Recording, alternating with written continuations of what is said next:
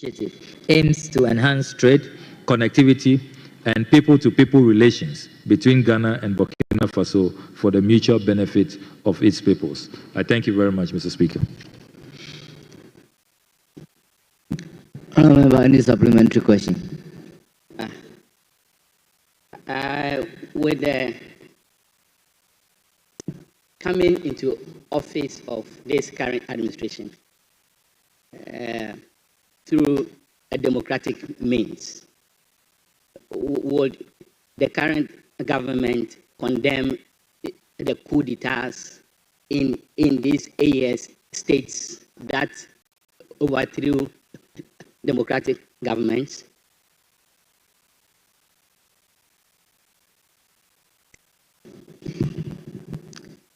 Honorable Minister. Well, thank you very much, Right Honourable Speaker.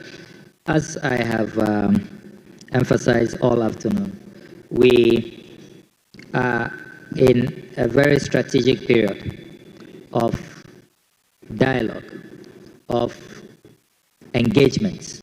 We want to serve as a bridge. And when you are serving as a bridge, and already ECOWAS is looking up to Ghana, many of our nationals who are already traveling, moving, trading together, want to see a united ECOWAS. You do not want to engage in blame game.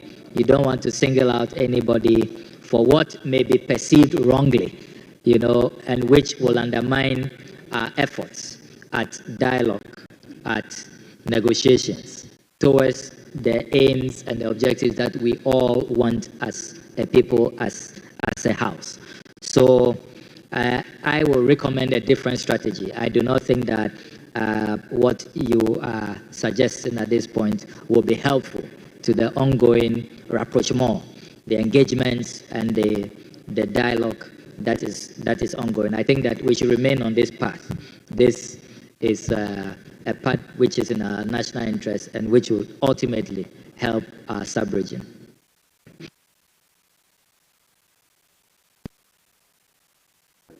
Any further supplementary question? Yes, I submit that as a democratic country, we should not be seen to be encouraging coups in the sub-region. My next supplementary question is that, is there any cooperation between the AES, Russia, and the current government?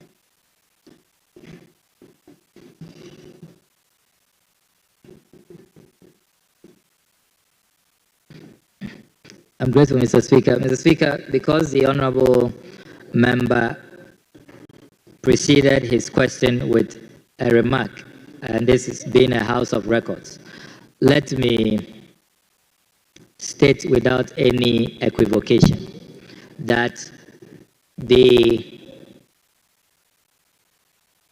John Dramani Mahama administration will at no point be seen either overtly or covertly engaged in any effort that will undermine democracy. We remain committed to democracy, to the principles of rule of law, of good governance, and we want to state that for the record. And we will continue to be apostles and champions of democracy, particularly in the Africa region. Having said that, your substantive question about the role of Russia in AES and in Ghana, this, I can speak for Ghana. As Foreign Minister of Ghana, we are a non-aligned country. As we speak, we have diplomatic relations with Russia, with Ukraine, with the EU, with the US, and with many other countries. There are some 73 and counting diplomatic missions here in Ghana. We also have diplomatic missions open in all of these countries, including Moscow, Kiev, and what have you. And we remain very cordial. What we have said is that we espouse the principles of self-determination, protection of sovereignty, and the rule-based order. So when our allies or friends violate this, we have been bold enough to criticize and to be principled in our position. That we will be unwavering. We will remain committed to the principles that we have always stood for. But remember that even under the previous administration, the Akufo-Addo government did not cut ties with Russia. There's still a Russian embassy here. They are operating. We have good relations with them. And our non-aligned posture, which allows us to be friends of all and enemies to none, will continue. I can confirm that. So in terms of the role of other countries, what I know is that we are pursuing our strategic national interests. No other sovereign will determine for us what is our national interest or will dictate to us. Nobody will dictate to us. So what we are pursuing is our national interest, and that I can confirm strongly. Honourable Member, your last supplementary question. Thank you, Mr. Speaker. Well, Honourable Bakwin, hold it. Mr. Speaker, before his last supplementary question, just an observation. Mr. Speaker, and with utmost respect to you, if you look at the chamber at the moment, on their side, Mr. Speaker, they are 40, which is about 21%. We are 26, which is 30% of our number. Mr. Speaker, I just want to urge you, and so that you talk to the majority side. The minister responsible for finance is here to present and first reading of 8 important bills, and it is just about 21% of them that are in the chamber. It doesn't speak well of us, and we need to take government business serious. Mr. Speaker, tell them not to shout, because I'm not raising quorum. I'm drawing. Mr. Speaker, so I just want to urge the front bench that they should bring their numbers in, so that we'll take business serious, so that we can proceed on what we are doing. Rather than that, it doesn't.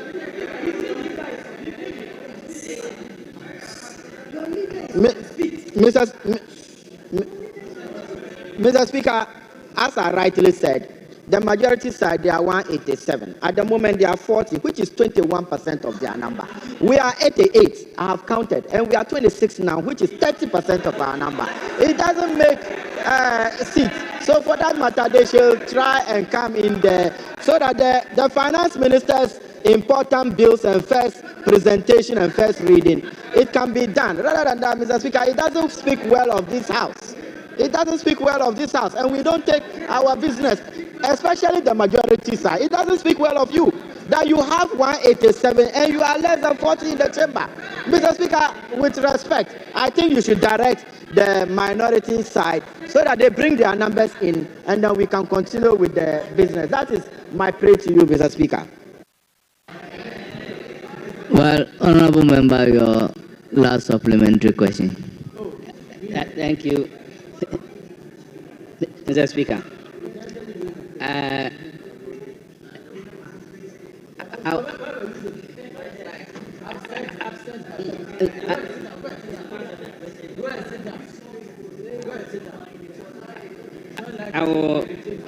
I will rise to ask the minister what informed the invitation. What informed the invitation of the Burkinabe military ruler to the president's inauguration? I'm saying what informed the invitation of the Burkinabe ruler, military ruler, to the president's investiture. Honourable Member, Your question is what? Minister, hold on. Minister, hold on.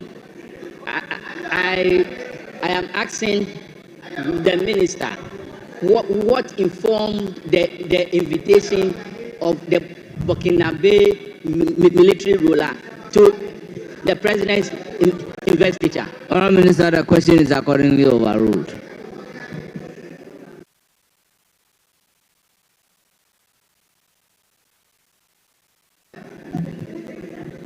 Honourable members, the attention has been drawn to an absence of a quorum. I would urge the majority from bench to do the needful. Yes. Honourable Minority Leader. Yeah, Mr. Speaker, thank you for giving some directives to the majority front bench. The minority leadership is concerned, and those concerns were earlier raised by the Deputy Minority Whip. A parliament with a majority of 187 cannot only be majority on ceremonial days. Cannot be majority only on ceremonial days. Mr. Speaker, yesterday I watched the swearing in for the deputy ministers and minister of state. A lot of the MPs on the majority front bench were at the Jubilee House. They were there, it was all over on the TV. Your business is in this chamber, not Jubilee. Mr. Speaker, it is very important. It is very important. I saw a lot of them. I watched the TV and I can produce evidence, show you the video evidence. Mr. Speaker, you being in majority is not only by words, but by your action, your own attitude towards your own government business. And when we talk and you'll be shouting behind, honorable members of the majority, even now, your 40 has reduced. Mr. Speaker, it's a very serious matter, and I want to tell them that until you bring your numbers in, the Minister of Finance is not going to lay any paper. It's not going to happen. You are less than 40. You are not going to lay any paper because you don't have the quorum. So this is the time for you to bring your numbers. You do. You need quorum. Okay, all right. You are now talking law. You want to go to procedure.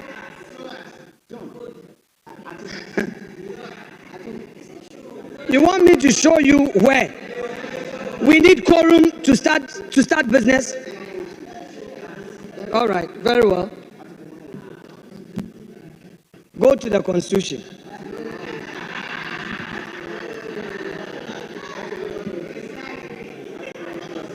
Mr. Speaker, the President has 4 more nominees to present for us to deal with.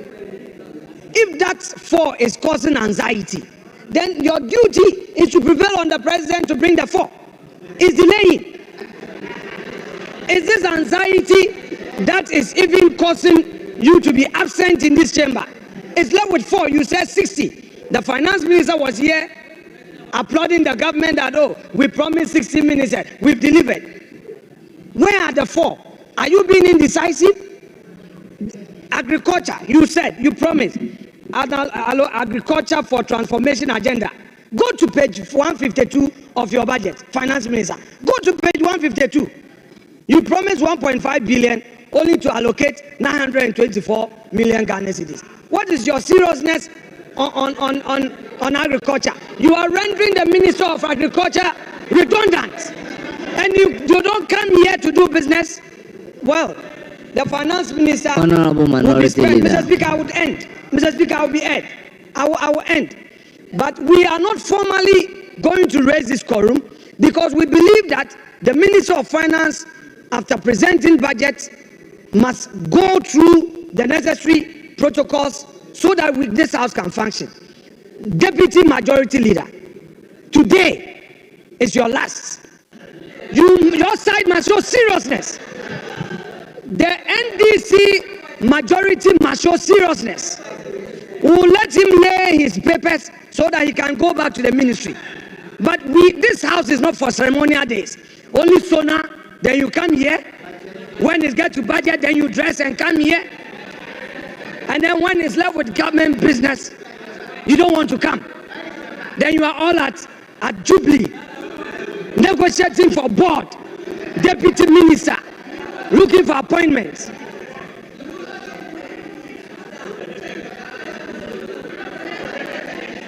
Absent majority. And they won't even keep quiet. Where are your numbers? Where are your numbers?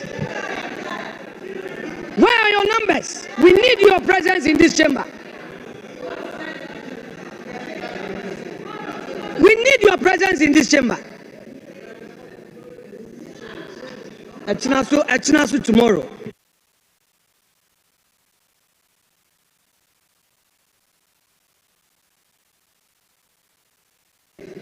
Honourable members, any supplementary question for the Minister for Foreign Affairs?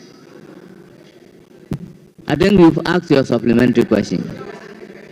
Very well, you have the floor. Thank you very much, Mr. Speaker.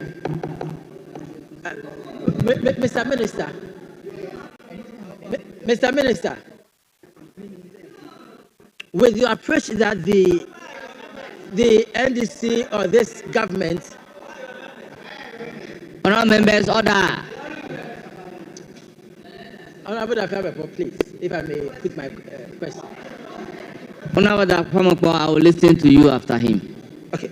So, Minister, with the approach that this administration finds it difficult to condemn coup d'etats, don't you think that this will embolden would-be coupists to engage in coups in the sub-region, knowing that there are no consequences, especially when it comes to mere condemnation? If the Minister of Foreign Affairs of the Republic of Ghana cannot just condemn a coup d'etat, don't you think that that is going to embolden would-be coupists? Honourable Minister.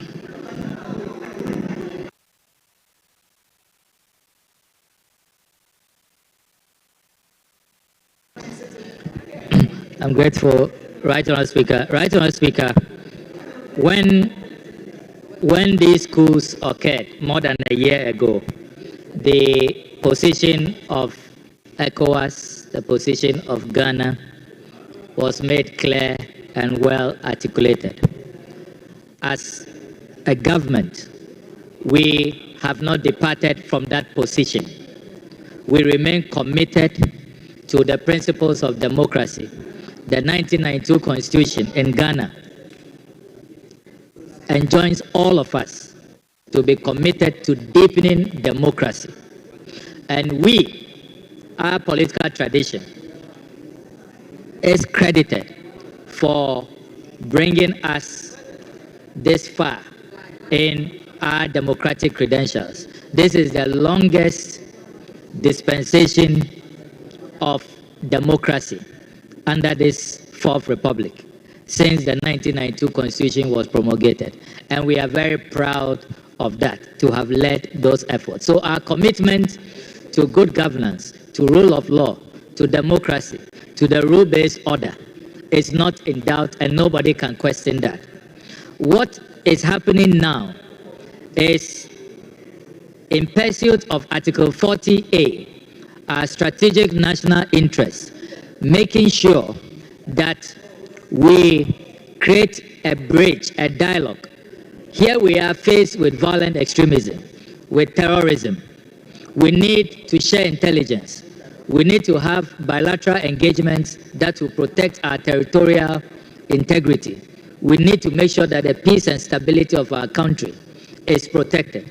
So we are engaged in a strategic dialogue, positive engagements that will lead towards the attainment of the goals and objectives that we all espouse. That is what we are doing in the strategic interest of our country and the people we serve.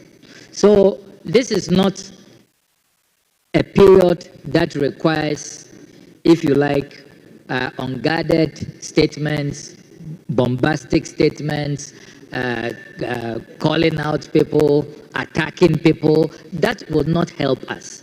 This is a period that requires diplomacy, that requires tact, that requires sober reflection.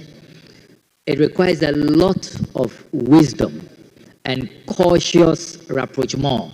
That is what President Mahama is pursuing, and he is being applauded all over. Ultimately, this will lead us to deepening democracy in the region and making sure that our commitment, if I can be protected, Mr. Speaker. So our commitment to democracy, to good governance, to the rule of law is enhanced by the new engagements and the new channels of dialogue that President Mahama has opened. And I think that we need to join the global community in applauding the president for his tact, his leadership, the vision that he has brought to bear, which has made him the lead mediator between ECOWAS and AES. It takes a lot of skill, a lot of tact, a lot of maturity, a lot of vision to be able to achieve what President Mahama has achieved. And I think that we need to commend him for that. I thank you very much, Mr. Speaker. Thank you, Honorable Minister. Yes, Honorable John Jinapo. Thank you very much, Mr. Speaker. Mr. Speaker, in answering the question, the minister talked about strategic dialogue. He also re-emphasized positive engagement and capped it up with wisdom and a sense of tenacity and purpose, and ensuring that good governance permeates all facets of society. Mr. Speaker, having re-echoed these positive commitments, I wish to find out from the Minister of Foreign Affairs whether His Excellency President Mahama and his government would consider extending these positive tenets beyond the West African sub-region and take across the world in the spirit of ensuring that there's good governance. Thank you very much, Right Honorable Speaker.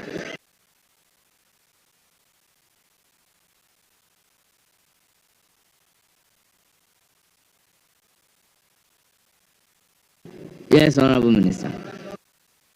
Well, thank you very much, Right Honorable Speaker. Right Honorable Speaker, I commend the Honorable Energy Minister for his very important question. And Mr. Speaker, I can confirm that President Mahama will continue to bring these attributes to bear in his engagements with the rest of the world, even beyond the sub-region. Because, Mr. Speaker, the world is looking for leaders like President Mahama. There's a lot of uncertainty. There's a lot of inward-looking leaders, isolationist leaders who are only looking within. But President Mahama is a leader who has demonstrated that multilateralism, positive engagement, reaching out, working together, working collectively, that is what the world needs. That is what guarantees global stability. That is what guarantees global prosperity. So, Mr. Speaker, I can assure this House that this sterling quality, this very admirable posture of President Mahama will be brought to bear on the global stage, not only in the sub-region. I thank you very much, Mr. Speaker. Yes, Honorable Habib. Mr. Speaker, my question to the minister responsible for foreign affairs. Just before the minister responsible for energy asked his question, in your answer, you said that President Mahama had been applauded by many countries. This is a house of record. Is there any evidence to that he has been applauded, or name the countries that have applauded him, individual people who have applauded him for that? Thank you, Mr. Speaker.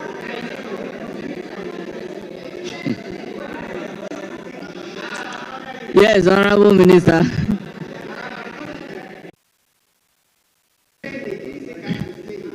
Well, thank you very much, Right Honourable Speaker. Right Honourable Speaker, if the Honourable Deputy Minority Whip was listening carefully, I had said that President Mahama is being applauded by many.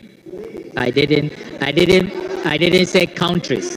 So his question does not arise that I list countries. I said he's been applauded globally, applauded all over. And Mr. Speaker, evidence abounds.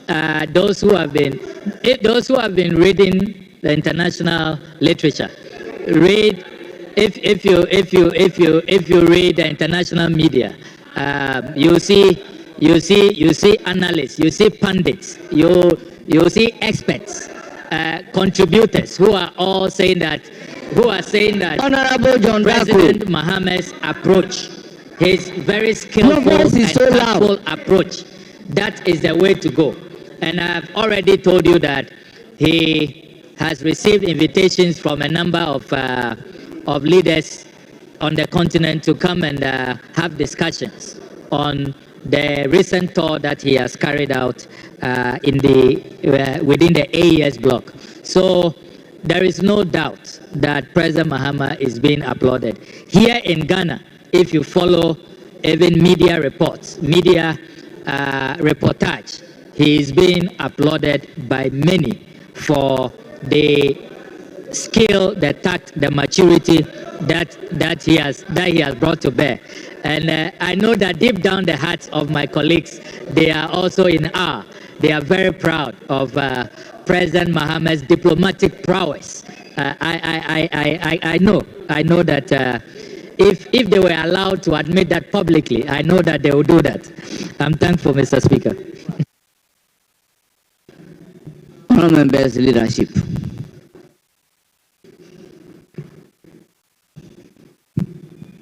Mr. Speaker, I have two questions.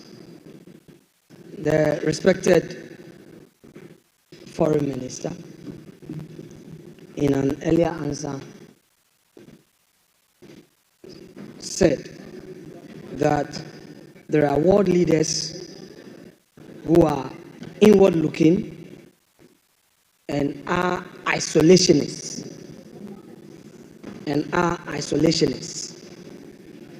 And these are not the attributes of President Mahama. I want to know from him. This is a house of records. I want to know from him, who are these world leaders who are inward looking and isolationists? Who are these world leaders who are in office now that he's referring to? Thank you very much. Honorable Minority Leader, did he say the world leaders are in office now? Mr. Speaker, please, respectfully, context. He asked, maybe I'll give you a background again, though we are all in this chamber. Honorable John Jinapo talked about the attributes of the president and asked whether beyond the sub-region, the president would go extend his diplomacy across the borders, beyond the borders of West Africa. The foreign minister, in an answer, observed that there are current world leaders who are isolationists and inward-looking.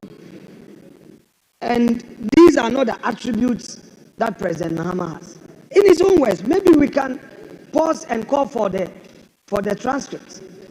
That's what he said. It's not a matter of he related it to past leaders. Mr. Speaker, he contextualized it to refer to current world leaders. That is why I want him to bring clarity and let us know, because he's a foreign minister of the country, of our country.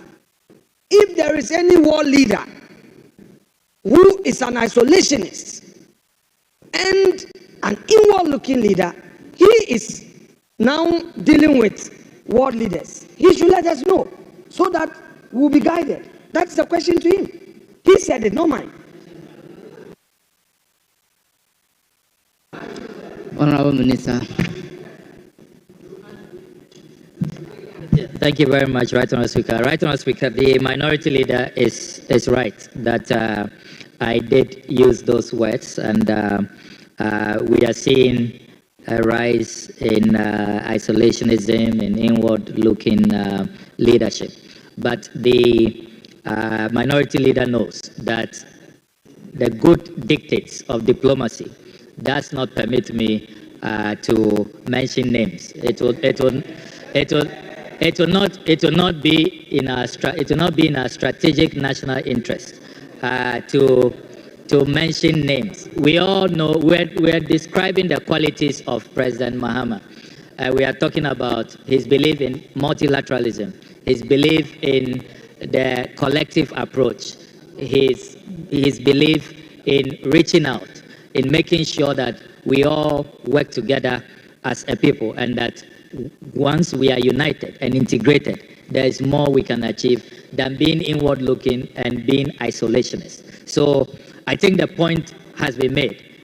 It suffices for me to say that these are the two varying qualities, contradictory qualities. We are blessed to have a leader who has qualities of multilateralism, of positive engagement, reaching out, and working together.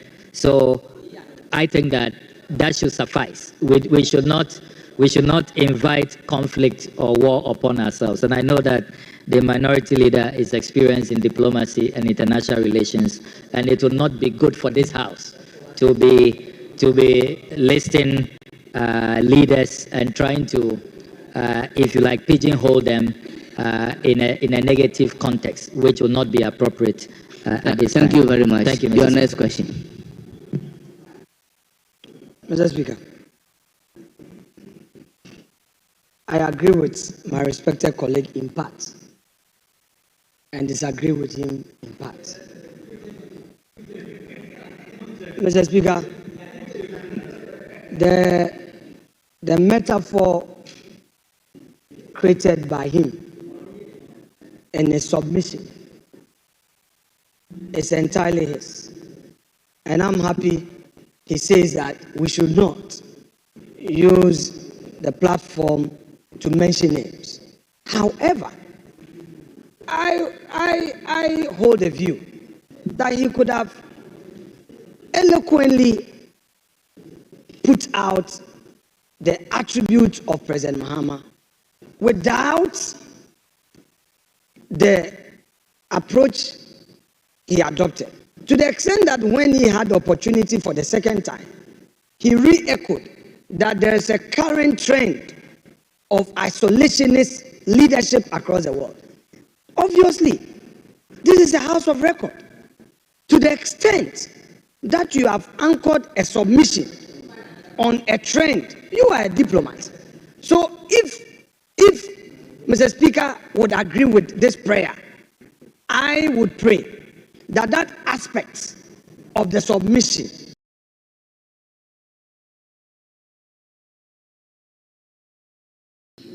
be expunged. It's entirely your decision, and then we are here to help each other, not to isolate one another and think that pound him. That's not my style in politics. And he knows that I've been engaged in international politics for some time, proud to he assuming office. I believe that you can still talk about the attributes of your leader. You don't need to make that point. So I pray, Mr. Speaker, that portion, that there's a trend of isolationist leaders and inward-looking leaders across the group be expunged. If you don't want it to be expunged, that is entirely yours. I will move to my next question, which is my final though. Mr. Speaker, okay, Mr. Speaker, you may determine it before you can proceed to ask the next question. Very well. Mr. Speaker, my final question to my respected colleague. Mr. Speaker, he says that the president, as part of his multilateral diplomacy, that posture, thus far, he's received applause. And when he was pushed further, he said, well, the applause is coming from analysts, pundits, and contributors in the international tabloids, international media.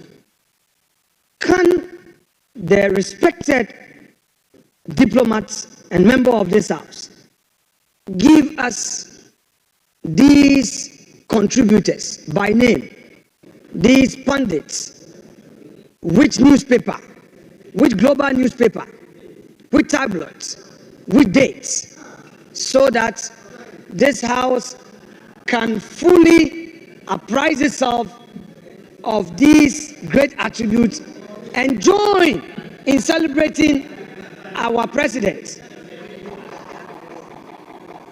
and join him and others in celebrating the president. Mr. Speaker, that is my question, please.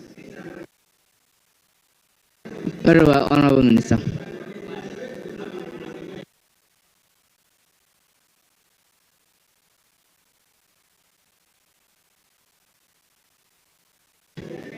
Well, thank you very much. Thank you very much, Right Honourable Speaker. Right Honourable Speaker, just to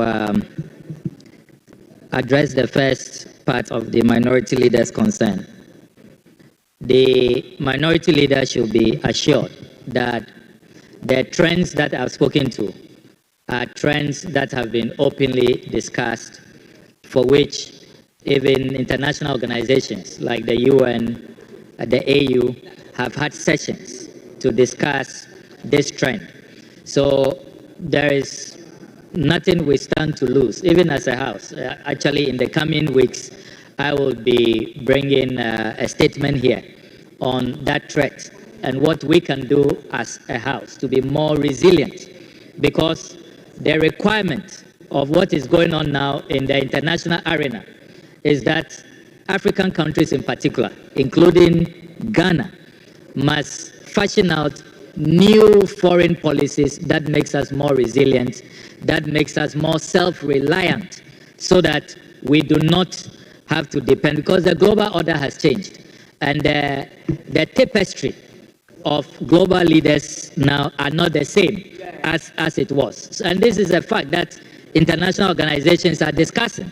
So this, we shouldn't play ostrich about this, and we don't need to mention specific names, but these are facts. These are facts. Even in our budget this year, new allocations have been made to take note of the current global order, and that is a fact. The second part of the Honorable Minority Leader's submission.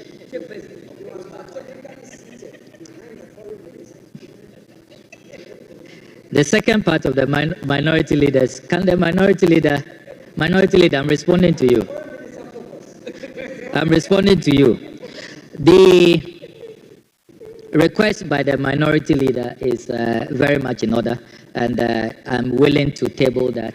I'll table all the links. There's VOA, there's Financial Times, there's Le Monde, there's New York Times. I'll table all of that and make all those articles available. So, Mr. Speaker, please be assured that is an exercise I'm very, very happy to produce.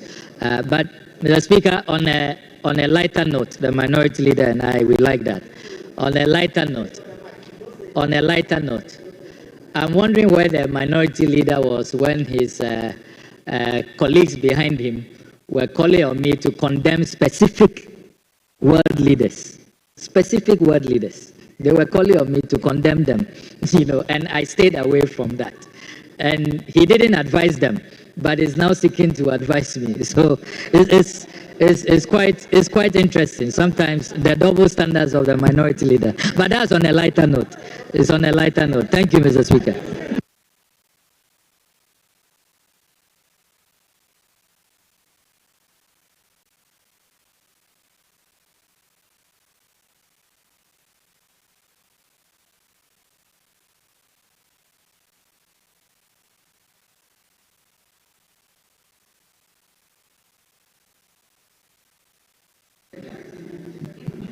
Honourable members, let there be order. Honourable Minority Leader, you have the floor. Thank you, Mr. Speaker. In this house, we say that this is a house of records. So when somebody says something and it's not for the records, same cannot be relied upon to make a submission, whether seriously or on a lighter note. So I would want my respected colleague, although on a lighter note, to withdraw the submission to the effect that I approach matters with double standards. No, that is not me. I mean, Hansard, 30 years from today, 20 years from today, our kids will come and read Hansard. So we have to deal with matters of record. So, Honourable Minority Leader, we know you are a man of single standard, not double standard. No, Mr. Speaker, let's. Double standard should be expunged from the record. So, yeah, Mr. Speaker, I just want that to be done. Yes, so, that is what I have done. Very well. Yes, Mr. Speaker, yes. That said, let me plead with our respected foreign minister. Although he says that he doesn't want to mention a name, which I agree with. But Mr. Speaker, we are learning and will continue to learn. Doesn't he think that it wouldn't be too much for him to take away that phrase, a trend in isolationist leaders? Because, Mr. Speaker, Mr. Speaker, we are guiding ourselves as leaders. This is a serious matter, and I don't want our foreign minister to be cited in any tabloid to have said that, yes, President Mahama has the attribute of reaching out beyond the borders of his country and even beyond the borders of West Africa. And he is not acting like the way other isolationist and inward-looking leaders are doing now. I think it's a bit on the hard side, especially when this House is not being given the opportunity to know who these leaders are. Can that one go off? Again, I think that it would be in the best interest of our foreign minister to take that phrase out. It wouldn't hurt. Just for the good of his own diplomacy. That's all I want to say. Honourable Minority Leader, he even stated categorically that he may bring a statement to that effect, and it's a matter being discussed at the international scene. Honourable Deputy Majority Leader, any questions for him? Thank you, Mr. Speaker. Mr. Speaker, yeah, you've done with all the questions. Yeah. Mr. Speaker, I think we've done with all the questions to the foreign minister. You don't have a question for him? No, I don't have a question. Very well, very well. Honourable members, let me thank the minister responsible for Foreign Affairs for attending upon the House and providing answers to the substantive question and many supplementary questions. Honourable Minister, thank you very much. You are hereby discharged.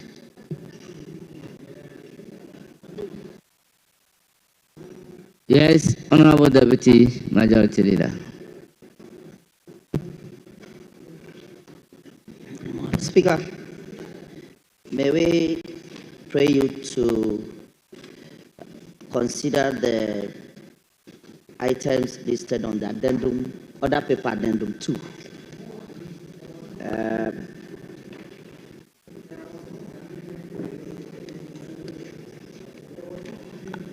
I'm seeking leave of the speaker.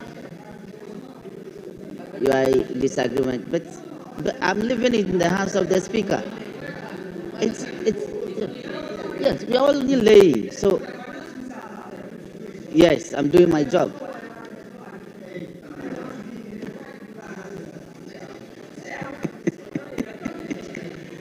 Honourable members. Yes. The Finance Minister has been with us for some time. Yeah. May I plead with you so that we vary the order of business. Oh, please, Mr. Speaker, this attitude of you have to stop this. It's not doing, no, please.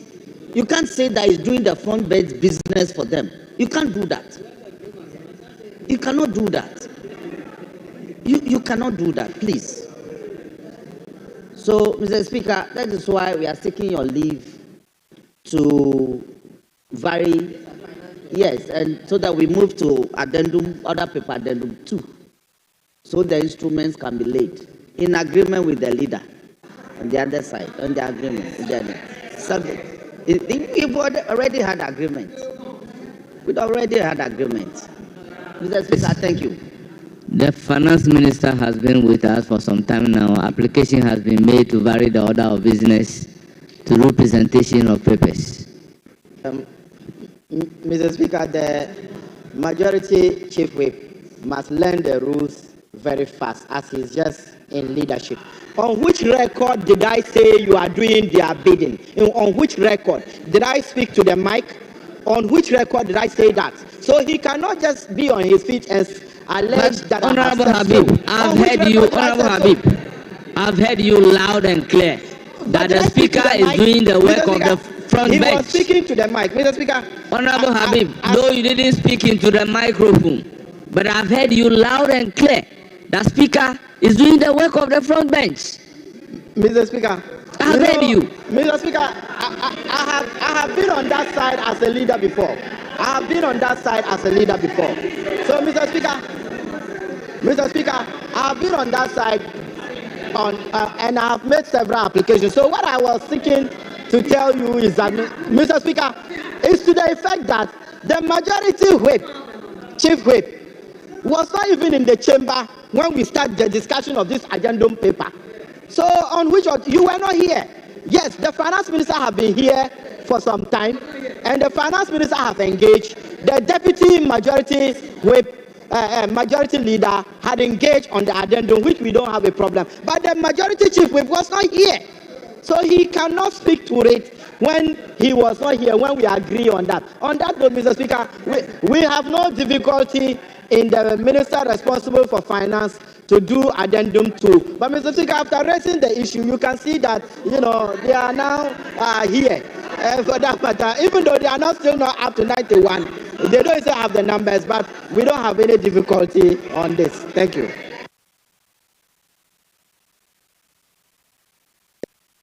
Members, order.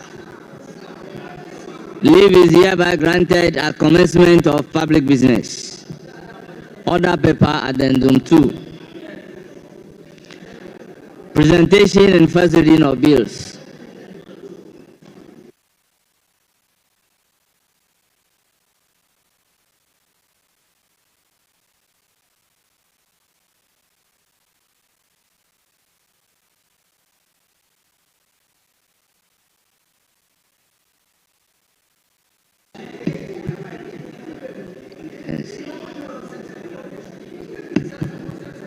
Honourable members, item numbered A On the order paper, addendum 2, electronic transfer levy repeal bill 2025.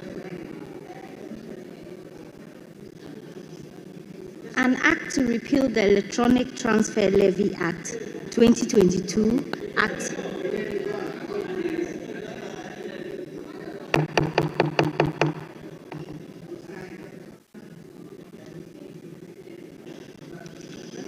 Honourable members. An act.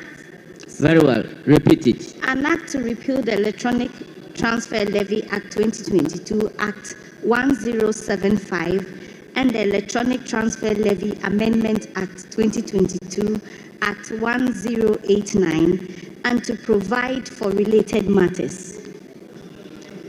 Honourable members, the bill is read the first time and referred to the Finance Committee for consideration and reports.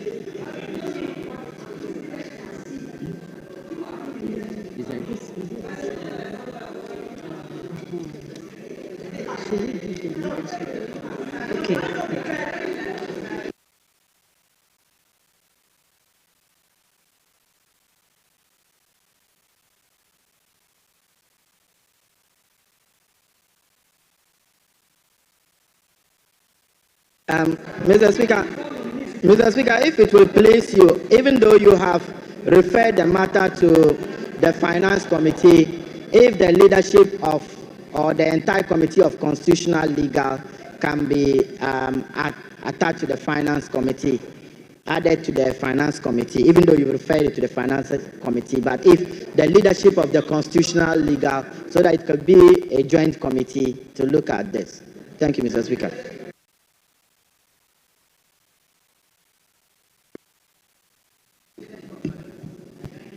Yes, Honourable.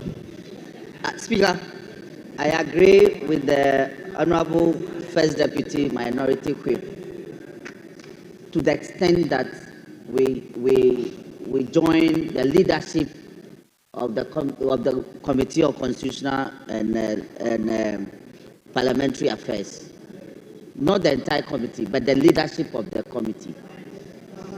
Honourable members, these are purely financial bills. I wouldn't have a problem if the leadership of Constitutional Legal wants to assist the Finance Committee, but it should not be a formal referral to a joint committee. Honourable members, this is not the first time we are going through bills of this nature, so the referral to the Finance Committee should suffice. And honourable members, let me also place on record that it is after the presentation and the first reading of the bill that copies of the bill are distributed to members.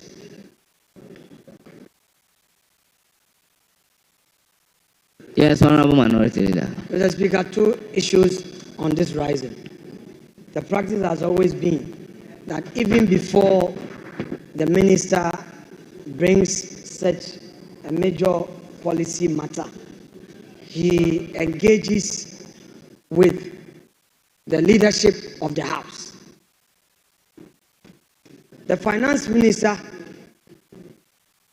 was a minority leader and also a majority leader of this House.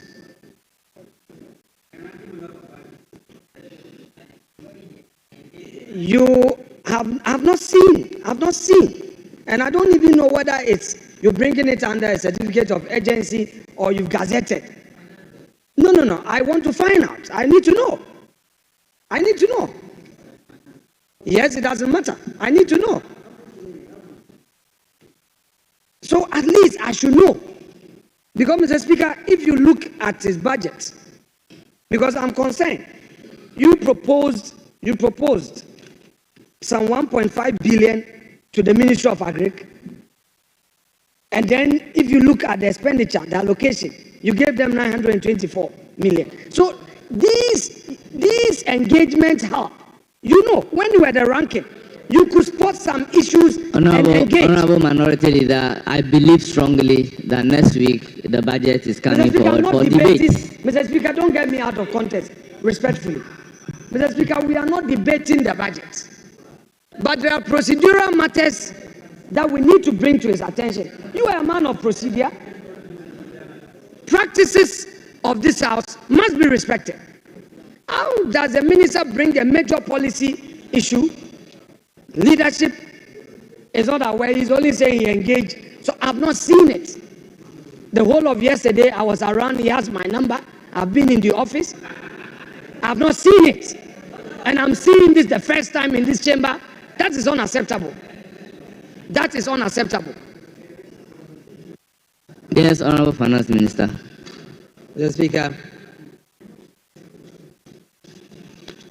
today won't be the first time for a minister responsible for finance to lay a finance bill, either to repeal a bill or amend a bill.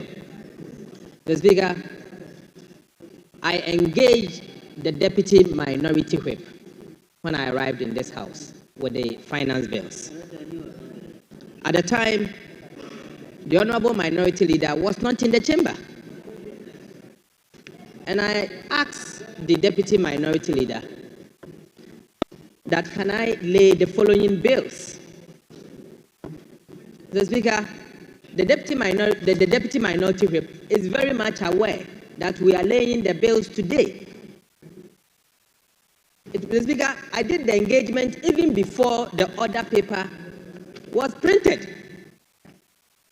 Maybe my former colleague and my former friend, my former friend, now my brother,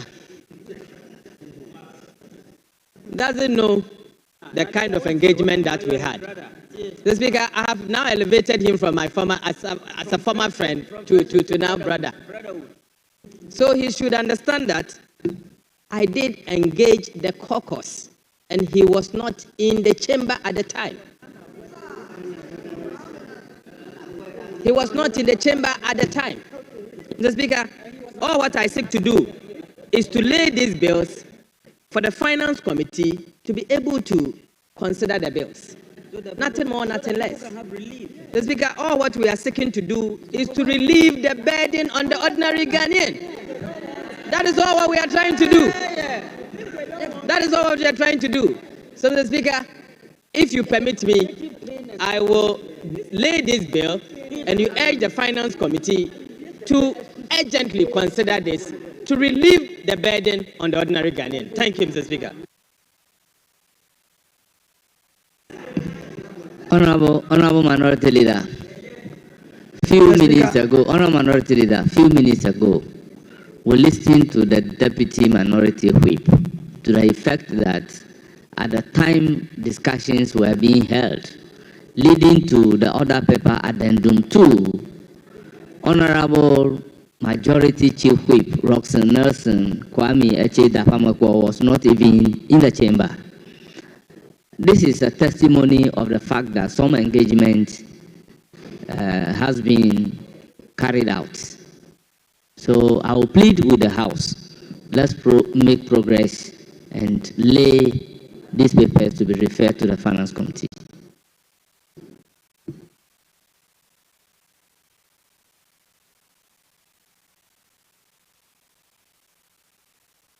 Yes, Honorable Minority Leader. Mr. Speaker, I want Hansard to always record the accurate facts. I am not saying that there was no engagement. I haven't said that. And I won't be dishonest in saying that. What I'm saying is that beyond the engagement, you should have given us copies, discussed the copies. When I entered the chamber, the Deputy Whip informed me that you've had discussion with him. But he didn't have copies. And you concede on that indeed you didn't share with us. When I asked, you said the clerk at table had copies. All my argument basically is on the fact that we didn't get copies. Now, we had to draw Mr. Speaker's attention to your absence for you to come. And when you come, you keep quiet to allow us to work.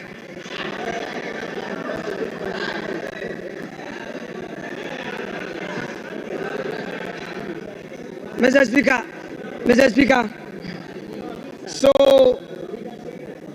we will proceed to cooperate with the majority side for these bills to be laid. But for the finance minister to say that he wants to do this to relieve the ordinary Ghanaian of the pain he's going through. What he is not telling the ordinary Ghanaian is that these taxes are what this government is relying on to pay for fuel for ministers, to pay for expenses at the presidency. Look at the amount they allocated to the presidency. You are giving in excess of 2 billion to the presidency, and you gave only 50 million to the women in banking. And then your 24-hour economy policy is not even ready. And you say you want to relieve Ghanaians. Honourable members, order. Mr. Speaker, I don't want the finance minister to start his debates now. I don't want him to introduce any debate. He's here to lay his papers. He should lay them and go to the ministry in peace. Because the jobs he promised Ghanaian youth, he's telling us that this year there will be no employment. The youth who are in your party office looking for a job, what are you doing for them? What that Ghana for? Honourable members, the item numbered A has been presented and referred to the Finance Committee. We now move to the item numbered B on the order paper addendum 2. Mr. Speaker, please endorse me. Mr. Speaker,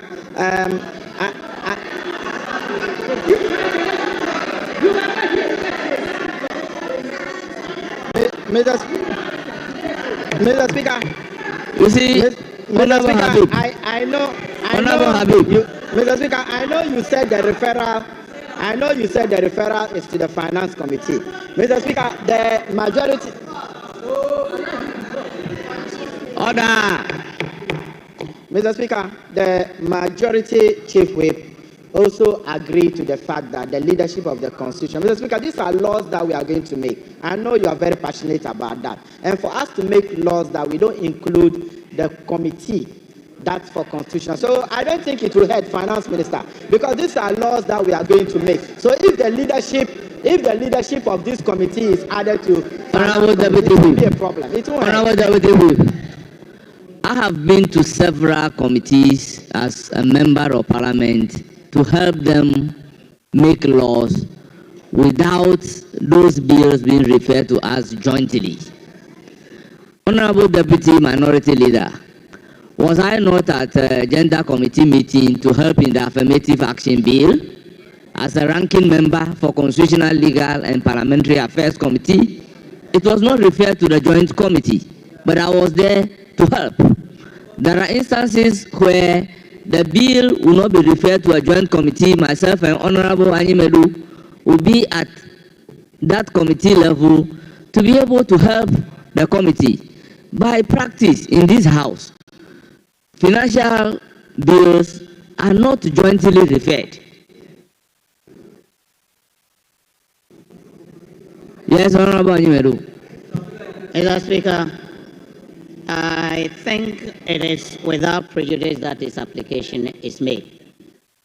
And I have the authority of the Chairman of Constitutional Legal, Honorable Shaibu Marhama, that this application be made, that at least leadership of Constitutional Legal be added.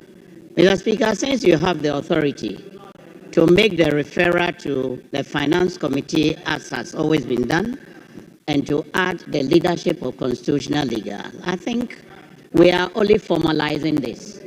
And if we all agree, because these are laws and these are financial laws, I agree.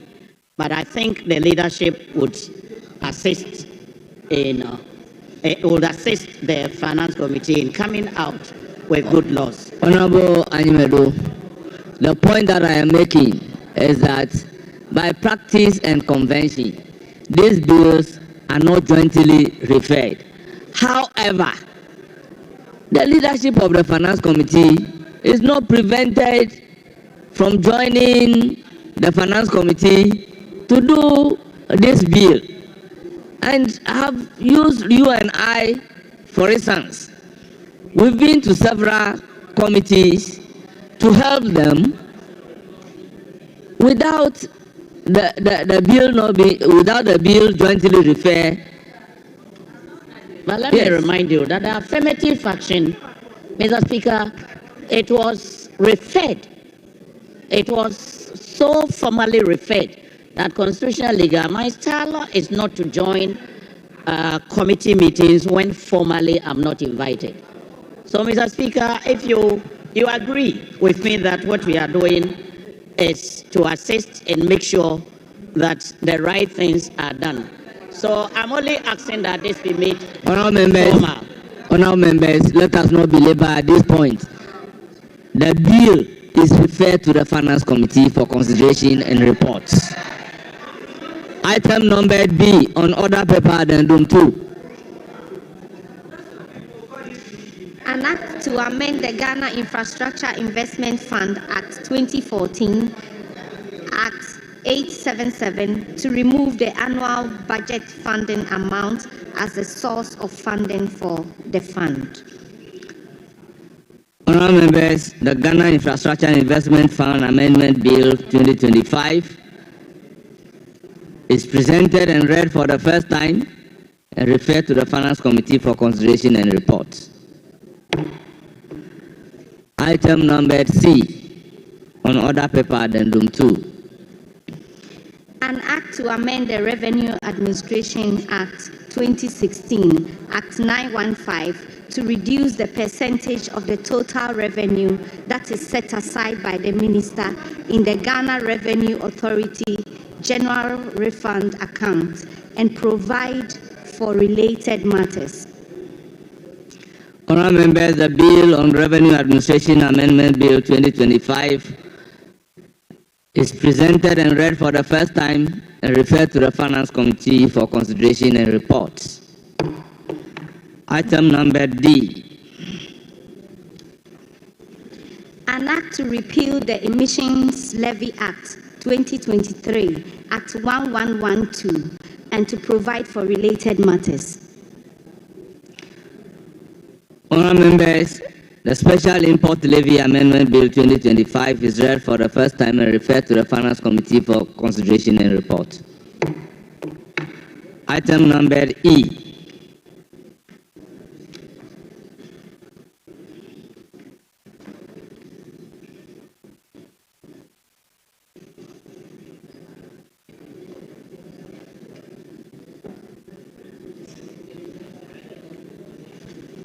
An act to repeal the Emissions Levy Act 2023, Act 1112, and to provide for related matters.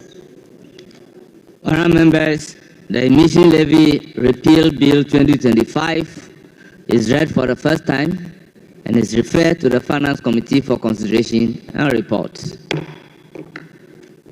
Item numbered F on the order paper addendum 2. An act to amend the Income Tax Act 2015, Act 896, to remove withholding on lottery winnings, remove withholding tax on purchases of unprocessed gold, and provide for other related matters. Honourable members, the Income Tax Amendment Bill 2025 is read for the first time and referred to the Finance Committee for consideration and reports. Item numbered G on order paper addendum 2. An act to amend the Growth and Sustainability Levy Act 2023, Act 1095, to extend the sunset clause to 2028, increase the rate of levy from 1% to 3%, and to provide for other related matters. Honorable members, the Growth and Sustainability Levy Amendment Bill 2025 is read for the first time and accordingly referred to the Finance Committee for consideration and report. Item numbered H on Order Paper Addendum 2.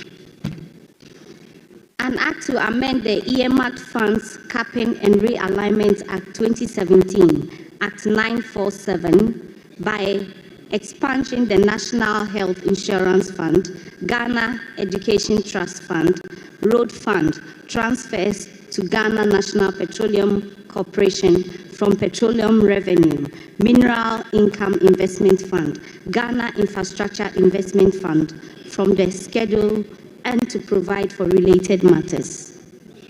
Honourable members, the earmark funds capping and realignment amendment bill 2025 is read for the first time and accordingly referred to the Finance Committee for consideration and report. Yes, Honourable Deputy Minority Whip. Mr. Speaker, I rise under Standing Order 1633. And with your permission, I read. After the presentation of a bill, a member may ask the sponsor to offer a short explanation statement on the bill, and the sponsor shall comply. Mr. Speaker, and if you look at Order Paper Addendum, Item F, Income Tax Amendment Bill 2025. Mr. Speaker, if the minister can offer a bit of explanation to this, a bit of a background, because when the minister responsible for finance was reading his budget, and I think in I don't know whether it's paragraph 142. So, when you are Honourable Minority, Mr. Speaker, I Honourable Deputy Minority Whip. For my. So you are requesting the minister to make a brief statement about the bill that is laid. Which particular one? Because the last one laid is earmark funds capping and realignment amendment bill 2025. Is that what you are seeking the minister to give a brief? Mr. Speaker, probably you didn't get me right. After referring to the specific order, I said item F on Order Paper Addendum. That is the income tax amendment. And you know, when the clerk at table was reading it loud, they talked about the 10% withholding tax on winning of lotteries and other. I will then proceed to give the floor to the Minister of Finance. Minister of Finance, just a brief statement on Income Tax Amendment Bill 2025. Mr. Speaker, the amendment before us is seeking to remove the withholding tax on bet winnings. Bet winnings. The Speaker, as part of the NDC manifesto, we promised to remove withholding tax, being 10% withholding tax that was imposed by the previous administration, and that collection began in August 2023. What we are seeking to do is to remove the 10% withholding tax on all bet winnings, as promised as part of our manifesto. The Speaker, aside that, the same income tax amendment bill is seeking to remove the 1.5% withholding tax on all unprocessed gold from small-scale mining. That is what the income tax amendment bill is seeking to do. Thank you, Mr. Speaker. Mr. Speaker, and Minister. Mr. Speaker, I just want to, that's the same income amendment bill. Minister, I want to refer you to your budget statement. You stated that we will abolish the 10% withholding tax on winning from lotteries, also known as betting tax. Is it the same thing, or is there any difference between that and the electronic one, also known as betting tax? Is it the same, or there are differences? Honorable Deputy Minority Whip, you've referred us to Standing Order 163. Is that not so? Read Standing Order 163 for us to know what is expected of the minister. Okay, whether he should be answering questions at this stage or he should make a brief statement. Mr. Speaker, as I refer you to the order 1633, and then it says that after the presentation of a bill, a member may ask the sponsor to offer a short explanation statement on the bill, and the sponsor shall comply. But therefore, Mr. Speaker, I was asking him, because in his budget statement he said he's abolishing 10% withholding tax on lotteries winning, which has never been implemented anyway. So that is it why, different from Honorable Habib, that is why I am engaging you to the effect that the standing order is giving the authority to a member to ask the minister after the presentation to give explanatory statement, which you did, and the minister has given you the explanatory statement. That ends it.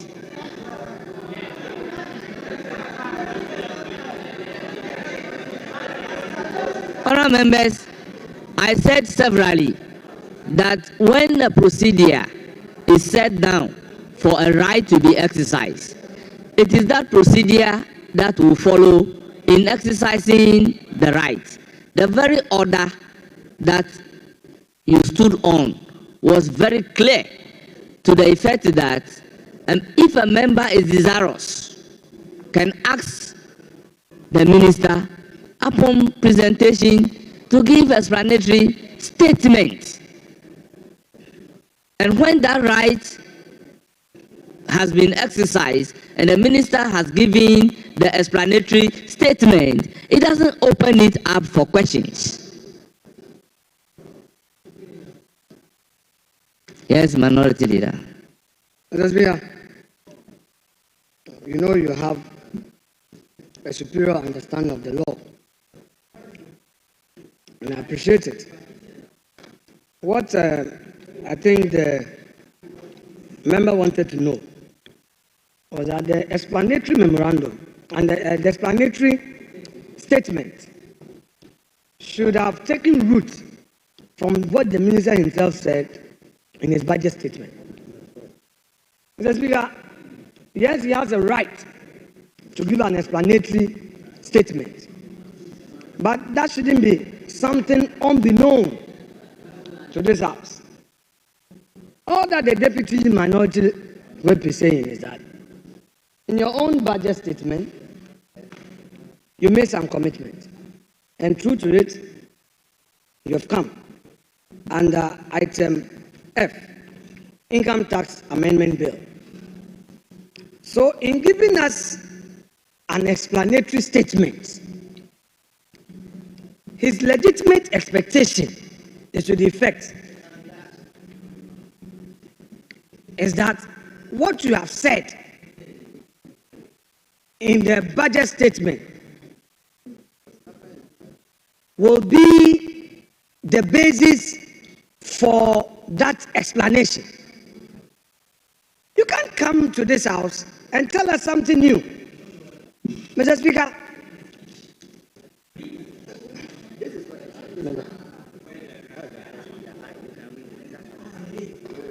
Mr. Speaker, you know, Dr. Forsen was once a leader in this House, and he knows that when we were working together, there was no way I said anything outside of the records. He said he didn't say so. Let me refer him to his statement. Paragraph 141. Mr. Speaker, we will abolish the 10% withholding tax on winning from lottery, otherwise known as the betting tax. Mr. Speaker,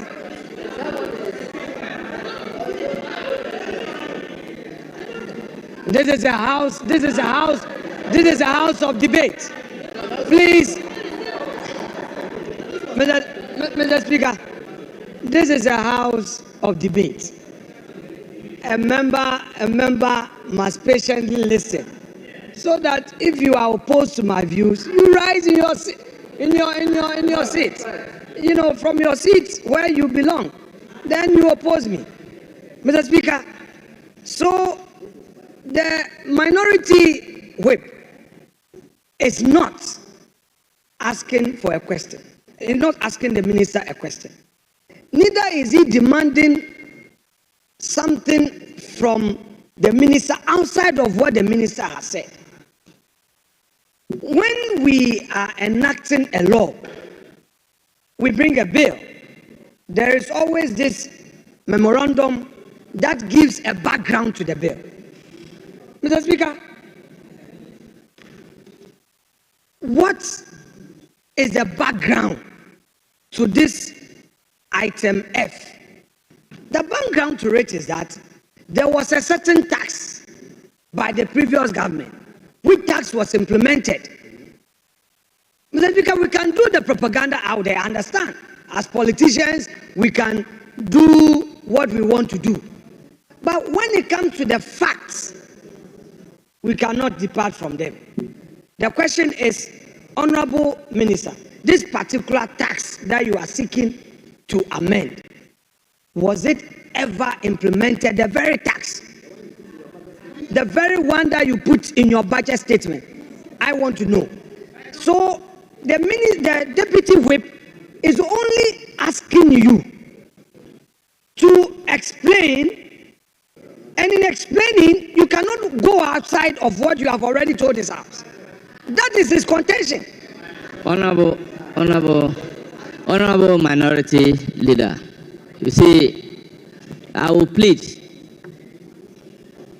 with the House, particularly the senior members of the House, that because of the attrition rate, we have a lot of new members, and there is a need for us to carry them along procedurally.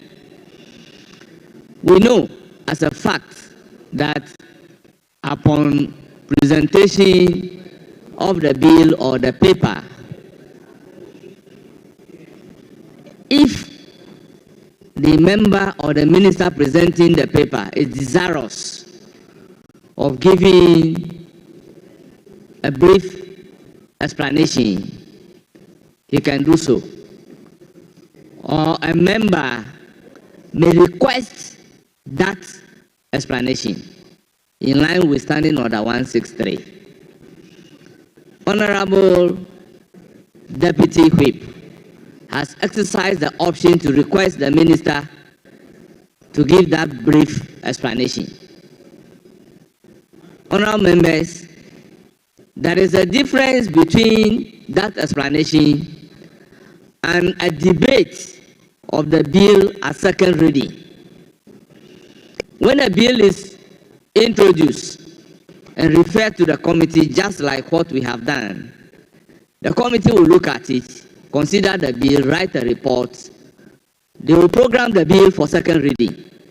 It is at the second reading stage that the memorandum accompanying the bill, setting out the principle, the rationale behind the bill, the mischief that the bill is seeking to cure, it is at that stage that the bill will be debated. It is not at introduction of the bill that we do what we are seeking to do. At that particular level, You can raise all the necessary issues. But this one is just on introduction.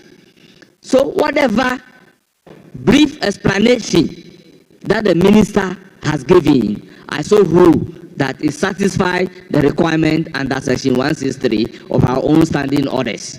Honorable members, let's make progress. Honorable members, let's come back to item number 7, statement. We have admitted statement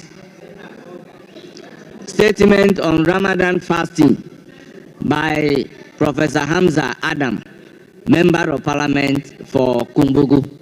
Honorable Habib, you can go ahead and accuse me for doing the beat of the front bench of the majority. Mr. Speaker, you know I have utmost respect for you. I will never say that. I will not say that, Mr. Speaker. Mr. Speaker, Honorable Member for Kumbugu, you have the floor. Honorable Member for Kumbugu, you have the floor.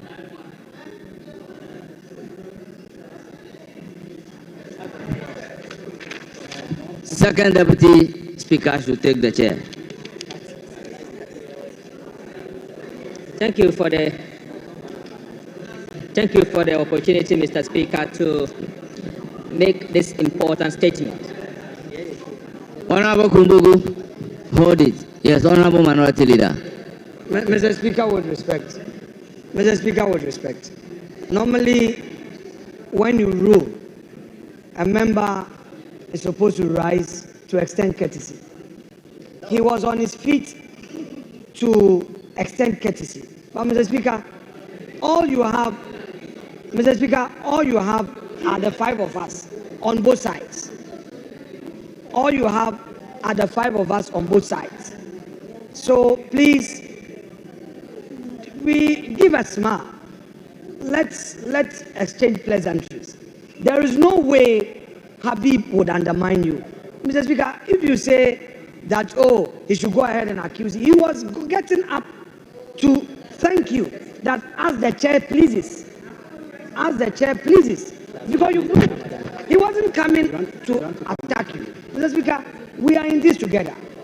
And if he's your leader, and then there are backbenchers both sides, and then it's like, go ahead and accuse me, Mr. Speaker. Mr. Speaker, that one I would plead with you. Thank you very much, Honorable Minority Leader. Honorable Member for Kumbugu, you have the floor. Second Deputy Speaker should take the chair. Thank you so much, Mr. Speaker, for the opportunity to read this important statement. A'udhu billahi minash shaitanir rajim, bismillahir rahmanir rahim. In the name of Allah, the most gracious, the most merciful.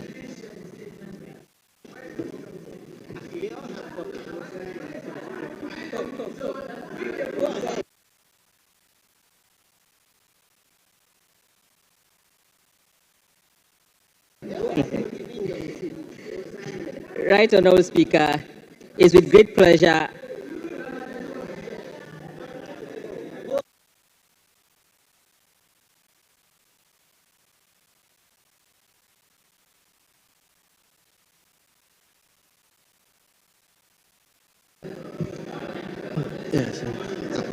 Mr. Speaker, the practice has always been that the member must share his statement.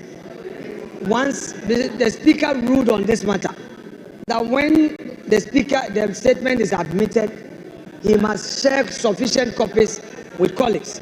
Mr. Speaker, let's not be departing from our practices and conventions. He is now sharing, and we don't have copies. How do we make meaningful comment on this?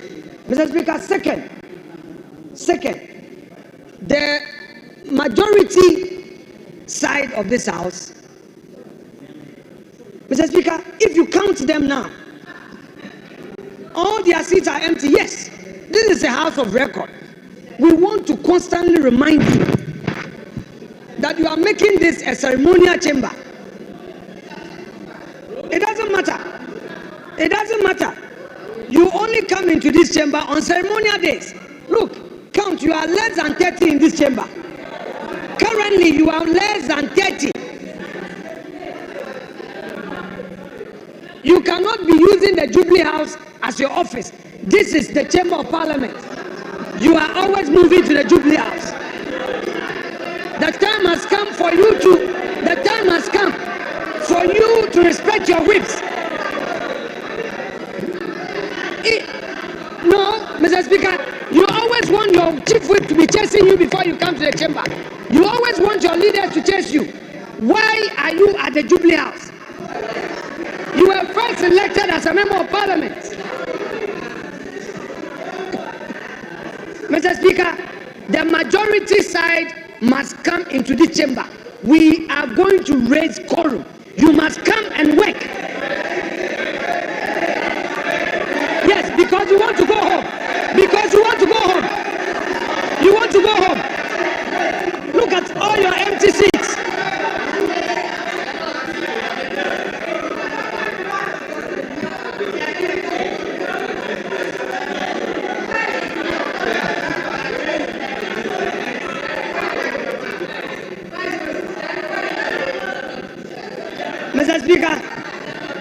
Mr. Speaker, you don't come here claiming that you are 187, yet you enter this chamber with 30-40. Mr. Speaker, today is Thursday. On Tuesday, I observed something very disappointing. Honorable Doyo had to be chasing people to sign. Why do you make the work of your leaders difficult? You don't come to work. You must always be whipped before you enter the chamber to do your parliamentary work.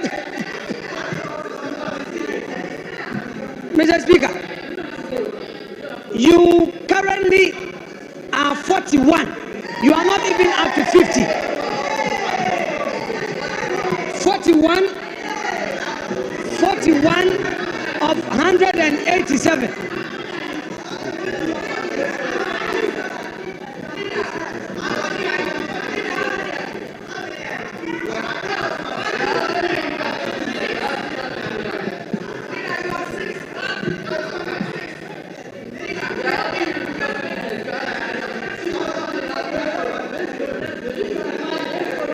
Well, leader.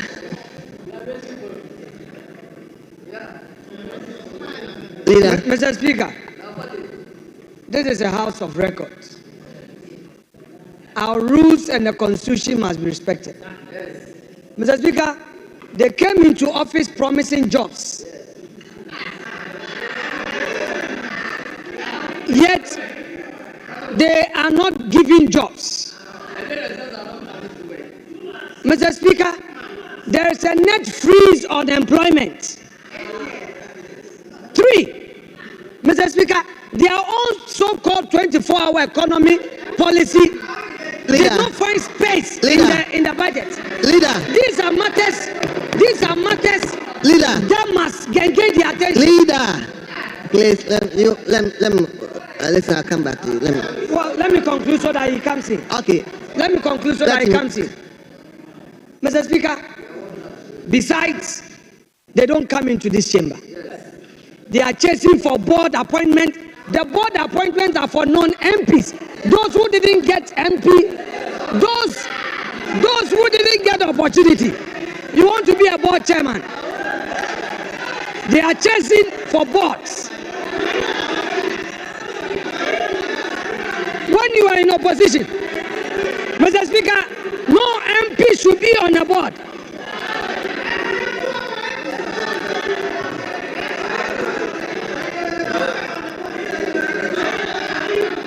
Yeah, that is MPP.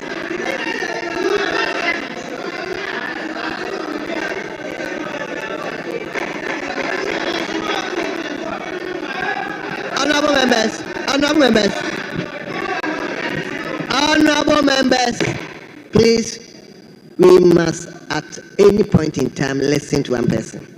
So you let him talk. After, I'll give the opportunity to somebody. The chief whip. After that, your chief whip will also talk.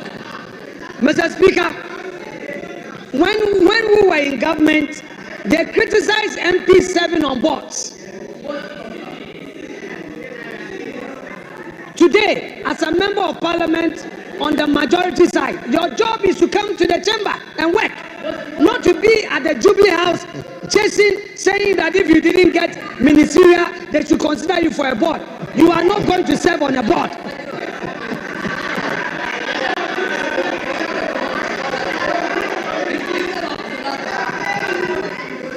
Mr. Speaker, there are 4 more deputy ministerial nominees to be done. 4 more. Meanwhile, we have prominent women in this chamber who have been denied the opportunity to serve in government. Leader. What has happened to the affirmative action? Leader. Thank you. I'm concluding. Conclude. What has happened to the affirmative action? You only appointed 10% women into government.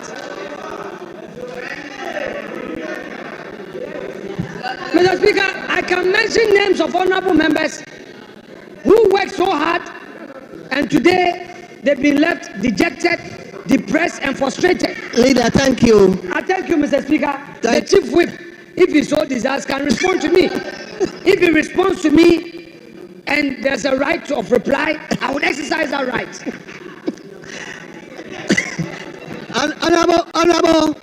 Honorable Majority Whip, can I beg you to, well, I don't know, I'm just saying, I want to beg him so that I can listen to Professor Hamza. Other than that, I'll give the floor to him. Fine. Honorable Dafiamopo, the floor is yours. Speaker.